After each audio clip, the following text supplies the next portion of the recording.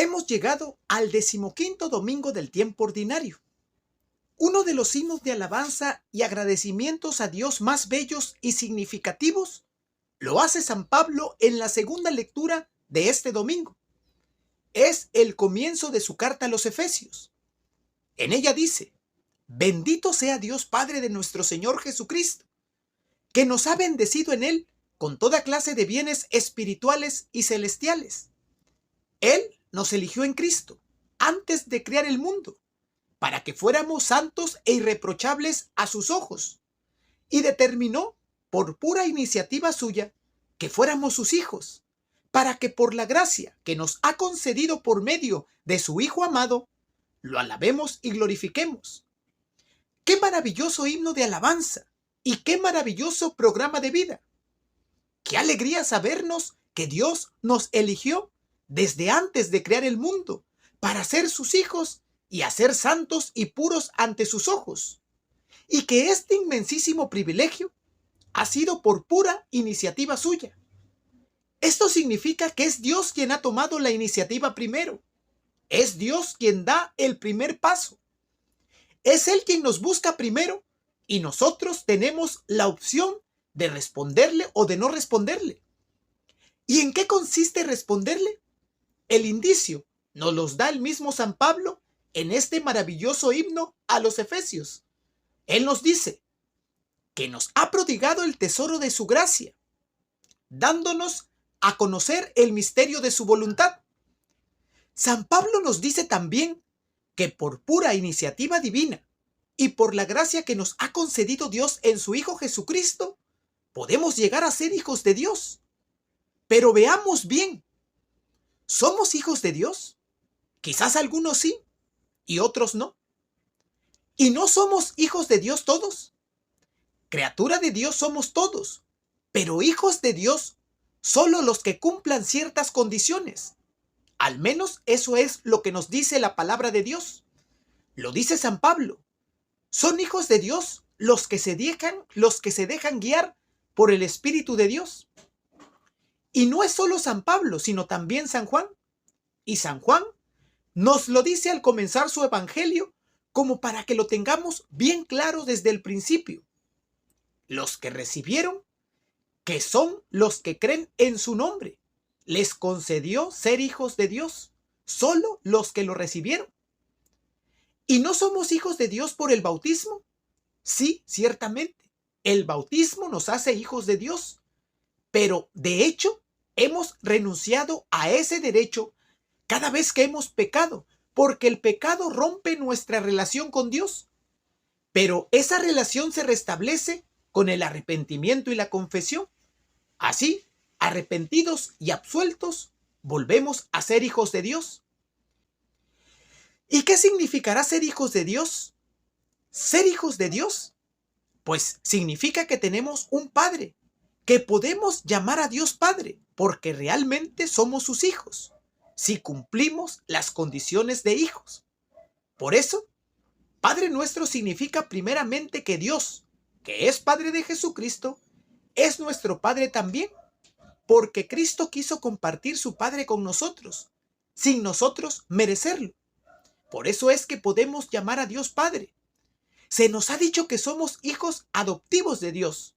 De hecho, otra traducción de Efesios 1:5 lo destaca así: determinó desde toda la eternidad que nosotros fuéramos sus hijos adoptivos por medio de Cristo Jesús. ¿Cómo es un hijo adoptivo? ¿Cuáles son sus derechos? Es alguien admitido a la familia, que aunque no es hijo realmente, tiene los mismos derechos. Pero en el caso de nosotros, hijos de Dios, no somos realmente como los hijos adoptivos, porque el padre que adopta no ha comunicado vida al hijo adoptado. Pero Dios sí nos ha comunicado su vida. Podrán llamarnos adoptados, pero en el bautismo hemos recibido la vida divina de nuestro Padre del cielo. Adicionalmente, somos herederos. Con Cristo somos herederos también nosotros. ¿Y cuál es nuestra herencia? El derecho al cielo. Esa es nuestra herencia. Todos tenemos derechos a esa herencia. Lo que sucede es que muchos la rechazan, se ponen en contra de Dios o la cambian por baratijas en esta vida, por los placeres y por apegos materiales, por el pecado. Entonces, al llegar a ser hijos de Dios y heredar el cielo, es una opción abierta a todos, inclusive a los no cristianos. Pero esa opción supone condiciones. Una de estas condiciones es la fe en Dios y en su Hijo Jesucristo. Esto es lo que significa el recibir a Jesucristo, de lo que nos habla San Juan. Y recibirlo es aceptarlo a Él y aceptar su mensaje de salvación, que incluye todo lo que Él nos ha propuesto y nos exige. Otra condición necesaria sería la de una cierta fe. Eso es lo que nos propone San Pablo. ¿Son hijos de Dios los que se dejan guiar por el Espíritu de Dios? Y dejarse guiar por el Espíritu de Dios es ir descubriendo y aceptando incondicionalmente la voluntad de Dios para nuestra vida. Es ir descubriendo el tesoro de su gracia, encerrado en el misterio de su voluntad. Qué maravilla también saber que podemos conocer la voluntad de Dios, quien nos busca con su amor infinito para que le respondamos con nuestro amor. Y su voluntad es que lo amemos con ese amor con que Él nos ama. Un amor que se abre a Él, un amor que se entrega a Él, un amor que no quiere a nada ni a nadie más que a Él. Y es obvio, porque además Cristo mismo nos los pide.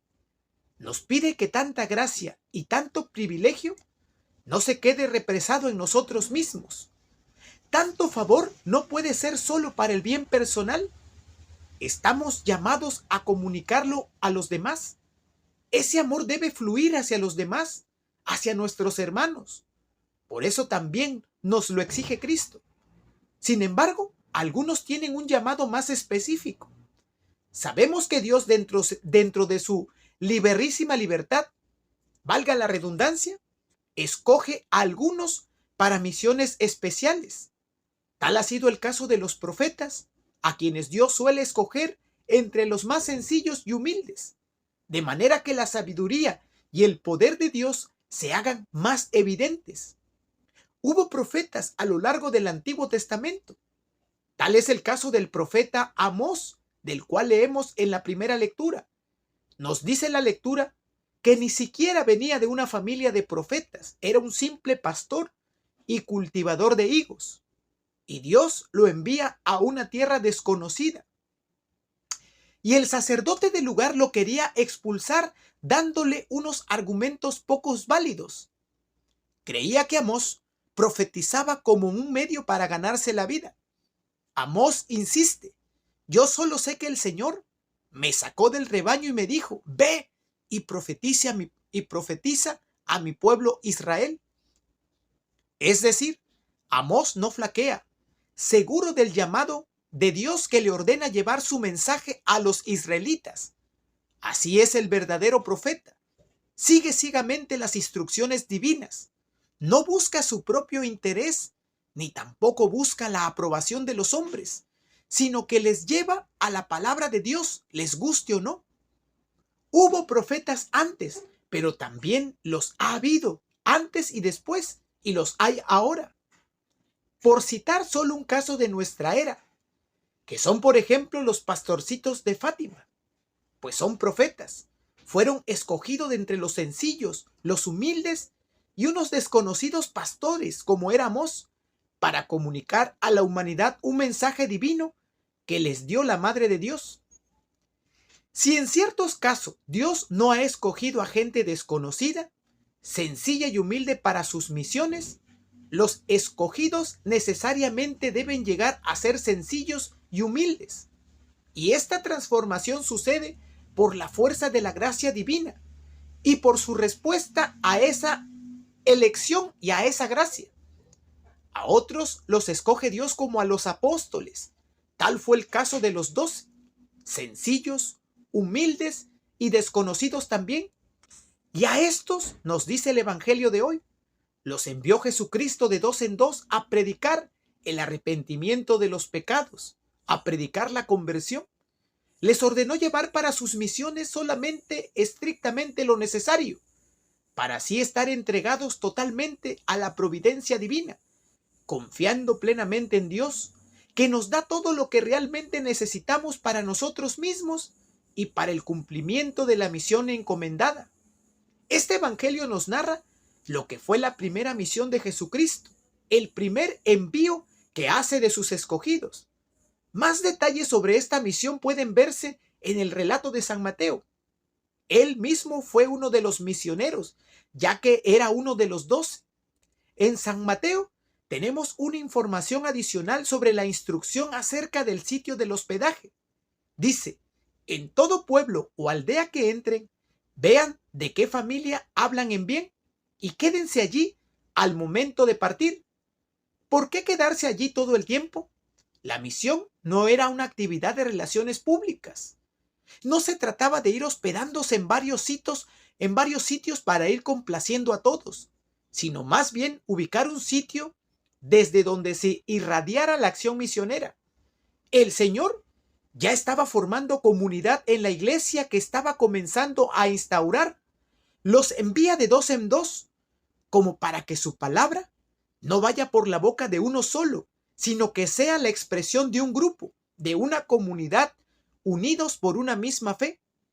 Posiblemente este sea la misma razón por la cual pide que esa fe se irradie desde un solo sitio en cada pueblo, la casa donde se hospedaban desde el primer momento.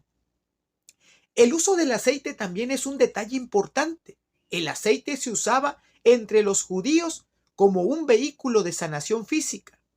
El Señor ahora lo usa también como medio de sanación espiritual, pues recordemos que las sanaciones obradas por Dios, en este caso a través de sus apóstoles, comportaban también principalmente una conversión o sanación espiritual.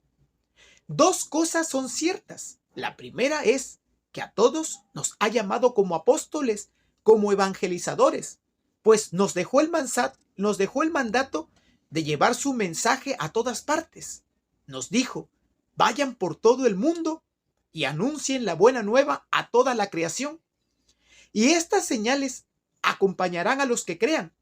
En mi nombre echarán los espíritus malos, hablarán en nuevas lenguas, pondrán las manos sobre los enfermos y se sanarán. La segunda, debemos ir a evangelizar con espíritu de pobreza y de saciamiento, contando con que nuestra única riqueza es Cristo, su gracia y la posibilidad de ser una alabanza continua de su gloria, tal como lo canta el himno de San Pablo de la primera lectura. Con un programa de vida así, es decir, en espíritu de fe verdadera, con la confianza de saber que en el cumplimiento de la voluntad de Dios se encierra el tesoro de su gracia, y poniendo lo recibido al servicio del Señor en los demás, podremos llegar a ser santos e irreprochables ante Él. ¿Cuándo? Cuando llegado el momento nos presentemos así ante el juez justo y podamos recibir la herencia prometida, el cielo en el momento de nuestra muerte y la gloria de la resurrección en juicio universal al fin de los tiempos. Esperemos que así sea, hermanos, que esta palabra se pueda cumplir en nosotros. Que pasen un buen domingo 15º del tiempo ordinario.